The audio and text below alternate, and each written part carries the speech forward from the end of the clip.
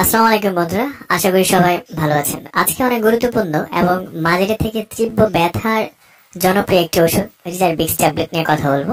রিজারভিক্স tablet কোন কোন ব্যথা হলে নির্দেশিত এবং এটি খাবার নিয়ম এবং এর পার্শ্ব প্রতিক্রিয়াগুলো কি এবং এটি কারা খেতে পারবেন আর কারা খেতে পারবেন না ইত্যাদি আপনাদেরকে জানাবো। তো চলুন ভিডিওটি শুরু করা যাক।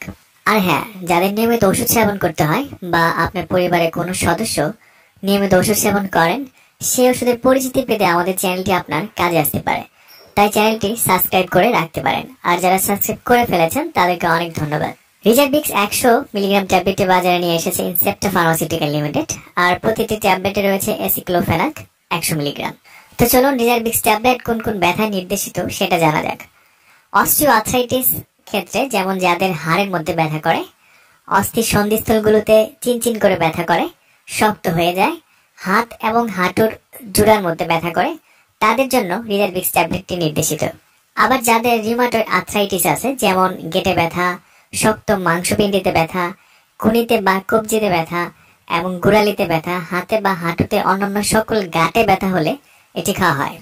এছাড়া যাদের অ্যানকাইলোজিং স্পন্ডিলাইটিস আছে, যেমন কোমরের নিচের দিকে ব্যথা হলে বা অতিরিক্ত ব্যথায় বিছানায় রাতে এপাশ ওপাশ করেন যারা, আবার অনেকের বিশ্রাম নিলে ব্যথা বাড়ে, আবার কাজকর্ম শুরু করলে ব্যথা কমে, এমন হলে, পিঠের নিম্নাংশের ব্যথা হলে ফুলে গেলে এটি খেতে পারবেন। এছাড়া যদি আপনার দাঁতে ব্যথা হয় বা আপনি আঘাতজনিত কোনো ব্যথা পান, সেক্ষেত্রেও রিজারভিক্স ট্যাবলেটটি খেতে পারেন। রিজারভিক্স ট্যাবলেটটি খাবার নিয়মাবলী: প্রাপ্তবয়স্কদের জন্য অনুমোদিত মাত্রা 100 মিলিগ্রাম ট্যাবলেট দিনে 2 বার, এবং এটি খাওয়ার আধা ঘন্টা আগে গ্যাস্ট্রিকের ওষুধ খেয়ে নিতে হবে। যেহেতু এটি একটি ব্যথার ওষুধ, তাই কোনোভাবেই নিজে নিজে বা ডাক্তারের পরামর্শ ছাড়া এটি খাওয়া যাবে না। চলুন এবার রিজারভিক্স ট্যাবলেটের পার্শ্ব প্রতিক্রিয়া সম্পর্কে জানা যাক। রিজারভিক্স ট্যাবলেটের পার্শ্ব প্রতিক্রিয়া কম এবং ক্ষণস্থায়ী। সবার যে পার্শ্ব প্রতিক্রিয়া হবে তা কিন্তু নয়, যেমন বদহজম, পেট ব্যথা, বমি বমি ভাব, ফুসকুড়ি এবং আর্টিকারিয়া ইত্যাদি হতে পারে। এরকম লক্ষণ দেখা দিলে ডাক্তারকে অবহিত করুন।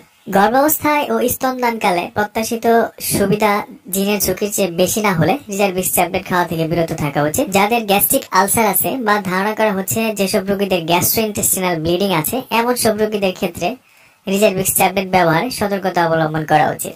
এছাড়া যাদের হৃদযন্ত্রীয় বা বৃক্কীয় সমস্যা আছে বা লিভারের সমস্যা আছে, তাদের এই রিজারভিক্স ট্যাবলেটটি খাওয়ার ক্ষেত্রে সতর্কতা অবলম্বন করা উচিত।